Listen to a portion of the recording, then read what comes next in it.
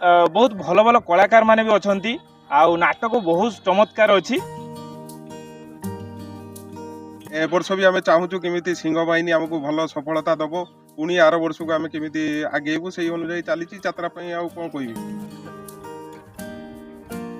दर्शक मान आम भी बहुत सुविधा रखीचु किसी असुविधा ना 2 वर्ष आम यात्रा कलुनी कौन प्रोब्लेम आम ना आम जहाँ भी माइनर प्रोब्लेम सल्व कर दर्शक मैंने बहुत खुशी अच्छे कमिटी पे राणी को आम आनीचु यात्रा राणी सिंह बाहिनी को आम आनीचु निश्चित आम सफलता पाइबू।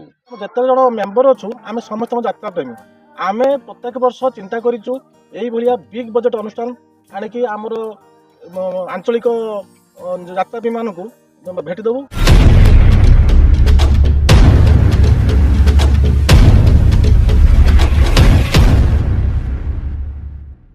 जय जगन्नाथ नमस्कार। आम आज आसी पहुँचीचु महाराजपुर पंचायतर जो मध्यस्थली रामपुर हाट पड़िया रामबाबू यात्रा कमिटी निकट में प्रथम वर्ष यात्रा रंगमहल द्वितीय वर्ष रे यात्रा दुर्गा मंदिर आउ चलित यात्रा वर्ष ओडिशा इतिहासर एक संपूर्ण नूतन संभावनार हाई बिग बजेट यात्रा अनुष्ठान बालेश्वर यात्रा अनुष्ठान यात्रा राणी यात्रा सिंह बाहिनी मार्च 12, 13, 14 3 दिन धरी दोल पूर्णिमा उपलक्षे यात्रा परिवेषण कर बुझा से कमिटी कौन प्रस्तुति आरंभ कर सिंह बाहिनी को नहीं परिचयटा अशोक कुमार दास अमिताभ दास किरण कुमार पंडा मु सुजय कुमार दास दुर्योधन सेठी नलिनीकांत बेहरा उमाकांत सह कार्तिक कुमार बेहरा सरोज कुमार पाड़ी सुगम दास चंद्रकांत सह केते सदस्य रही रामबाबू यात्रा कमिटी 155 जन अछि। 155 जन सदस्य को नहीं रामबाबू यात्रा कमिटी चलित यात्रा वर्ष यात्रा राणी यात्रा सिंह बाहिनी प्रति कहीं आकर्षित हेले। नमस्कार समस्त दर्शक बंधु मानक मोर नमस्कार जय जगन्नाथ। एक्चुअली आमे जोटा आपण प्रथमे कहले जेटा मध्यस्थल गोटे पंचायत स्तर रे आमे आकु करिचु 5टी गाँ को लेकिन से दहीगड़िया रोची रामपुर रोची महाराजपुर रोची बाटीटंगी रोची और बोईता रोची।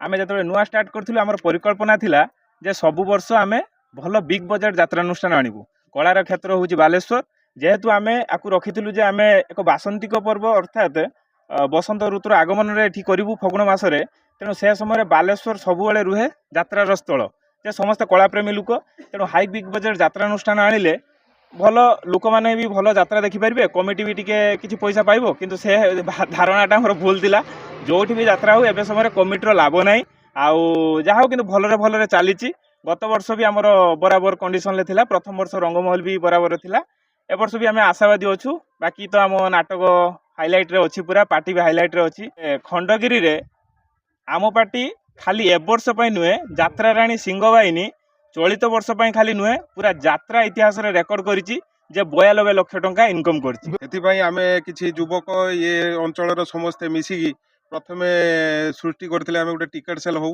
करूँ कला आमर चली सफलता तेणु ए वर्ष भी आम चाहूँ केमी सिंह बाहिनी आमको भल सफलता दब पुणी आर वर्ष को आम केमी आगेबू से अनुजाई चली यात्रा कौन कह यात्रा कमिटी बहुत बढ़िया यात्रा कमिटी आमर दर्शक मान आम भी बहुत सुविधा रखीचु किसी असुविधा ना दर्शक मैंने केमती रे केमती आसी बसबे कौन लेडीज मैंने आसबे से आम 100 चेयर एक्सट्रा पकईचु जो आगुरी आसबे तो 2 वर्ष आम यात्रा कलुनी कौन प्रोब्लेम आम ना आम जहाँ भी माइनर प्रोब्लेम सल्व कर दर्शक मैंने बहुत खुशी अच्छे कमिटी पे यात्रा को नहीं कौन कहले ना यात्रा तो आम निश्चित भाव राणी को आम आनीचु यात्रा राणी सिंह बाहिनी को आम आनीचु निश्चित आम सफलता पाइबू।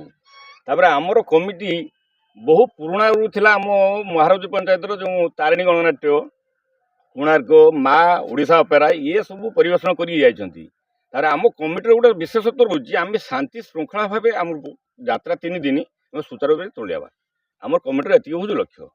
यात्रा कमिटी जो आम रामबाबू यात्रा कमिटी एटा गोटे ये कमिटी गोटे परंपरा जो तैयारी श्रृंखलित आउ आमर जो निर्भुल हिसाब आम कमिटी कौन प्रकार 1 टंकार हिसाब दिया माने भूल प्रमाणित होना।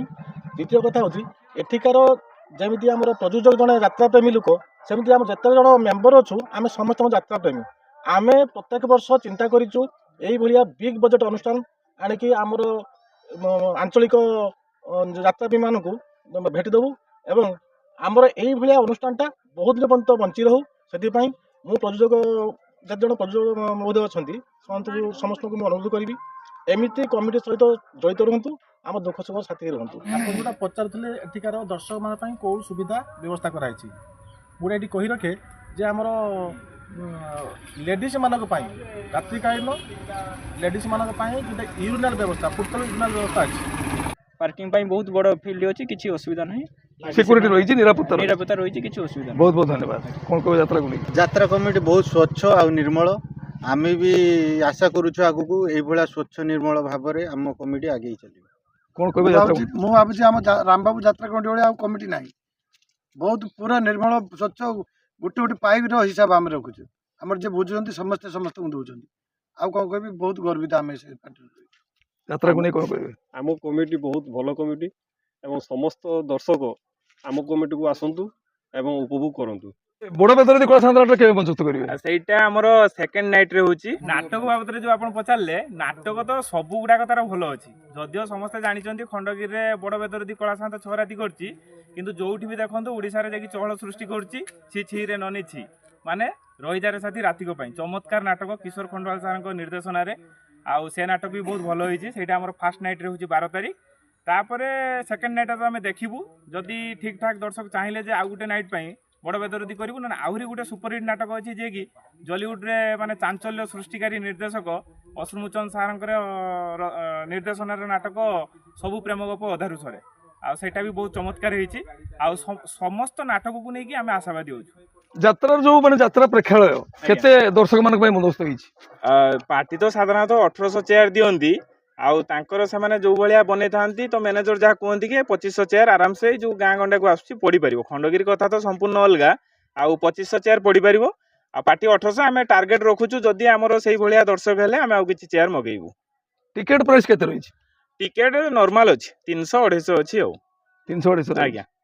ଆମେ ନିଶ୍ଚିତ ଭାବରେ ଆଶା କରିବୁ ଯେ ରାମବାବୁ ଯାତ୍ରା କମିଟି ଯେଉଁ ଆଶା ଭରସା ନେଇ ଯାତ୍ରା ରାଣୀ ସିଂହବାହିନୀକୁ ବୁକିଂ କରିଛନ୍ତି, ଆଉ ଏଠାରେ ତାଙ୍କୁ ଆଣିକି ଯାତ୍ରା ପରିବେଷଣ କରିବେ, ଆଉ ଆମ ଏ ଅଞ୍ଚଳର ଲୋକମାନଙ୍କୁ ଯାତ୍ରା ମନୋରଞ୍ଜନର ଖୋରାକ ଯୋଗାଇବେ, ଆମେ ମଧ୍ୟ ଆଶା କରୁଛୁ।